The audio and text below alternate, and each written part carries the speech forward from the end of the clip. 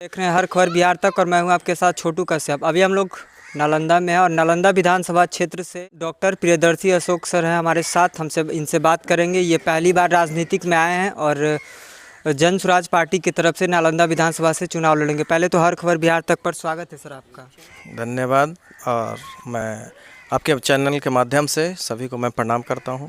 Sir आप राजनीतिक में पहली बार आए हैं और नालंदा तो नीतीश जी का गढ़ यानी कि घर बोला जाता है, तो और पार्टी के साथ क्यों नहीं गए? जन स्वराज ही क्यों? और पहली बार राजनीतिक में आप कदम भी रखे हैं।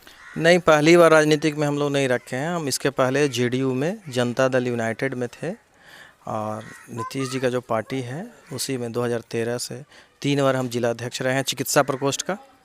तो पहली बार तो नहीं पॉलिटिक्स में आ रहे हैं, लेकिन हम लोग ट्राई किए थे पिछले बार भी जेडीयू से टिकट का, लेकिन बोला गया था कि नहीं इस बार नहीं।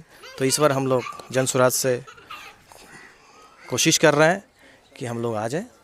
यदि नालंदा विधानसभा की जनता आपको जितवाती है सर, तो पहला काम आप क्या करिएगा जनता के लिए? सबसे पहला काम शिक्षा को सुधारना है। बेरोज़गारी इतना है, रोज़गार का अवसर पैदा करना है।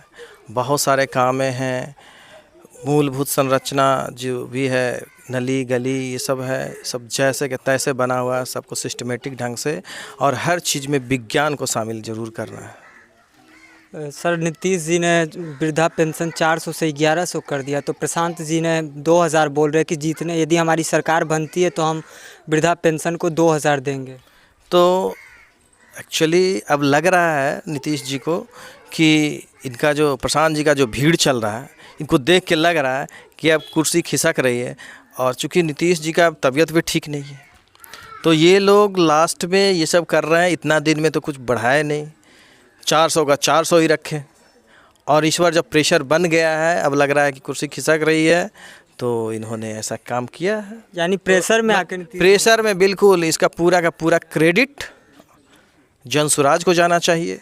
ये पैसा पब्लिक का है और पब्लिक के पास जा रहा है, लेकिन क्रेडिट है जन स्वराज का। जन स्वराज की मुहिम के चलते ऐसा प्रेशर बना कि ऐसा काम करना पड़ा। और बुजुर्ग लोगों को बेचारे को 400 मिलता था, 400 में क्या होता है, 1100 हुआ है। और जब जन स्वराज की पार्टी आएगी तो ये 2000 एक सम्मानजनक होगा और बुजुर्गों को लोग इसके चलते भी उनका इज्जत सम्मान कुछ बढ़े। विशेष राज का दर्जा, अब जब बीजेपी में सटते हैं तो विशेष राज का दर्जा भूल जाते हैं।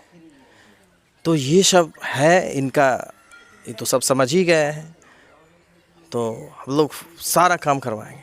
परिवार लाभ कार्ड सर जन स्वराज की तरफ से जारी हो रहा है, बनाया जा रहा है, लोगों को घर घर जाके बताया जा रहा है, क्या है थोड़ा बता दीजिए। देखिए, परिवार लाभ कार्ड जो है, एक परिवार को हम लोग 20,000 तक कैसे बेनिफिट दिलवाएं, उसका गारंटी कार्ड है जो कि गारंटी देती है। गारंटी इसलिए दे रही है कि यहाँ पे बहुत सारे पार्टियां हैं, कुछ भी बोल के चली जाती है और बाद में कुछ नहीं होता है।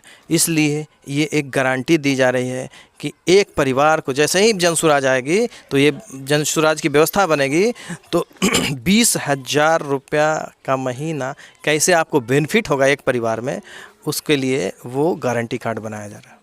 प्रशांत जी बोलते हैं कि छठ पर्व के बाद किसी भी बिहारी को अपने बिहार से बाहर नहीं जाना पड़ेगा काम करने के लिए।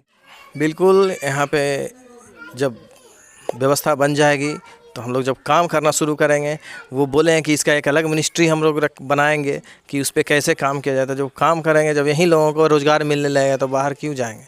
यहाँ पे अपने बच्चों को भी देखेंगे, अपने पिता माता सबको देखेंगे, खुद कमाएंगे भी, खेती भी करेंगे, सारा काम करेंगे यहाँ पे।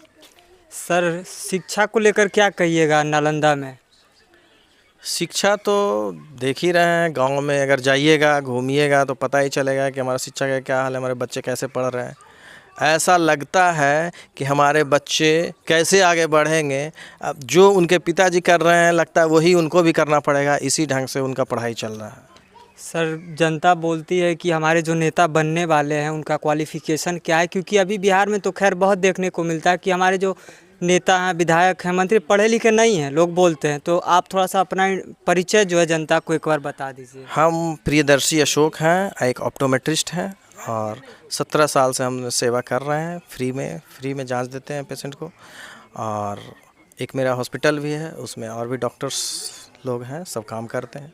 और वहीं से हम लोग सेवा कर रहे हैं। जीतने के बाद लाभ मिलेगा या नहीं सर आपके हॉस्पिटल से यदि आती है? बिल्कुल लाभ मिलेगा और ज़्यादा लाभ मिलेगा।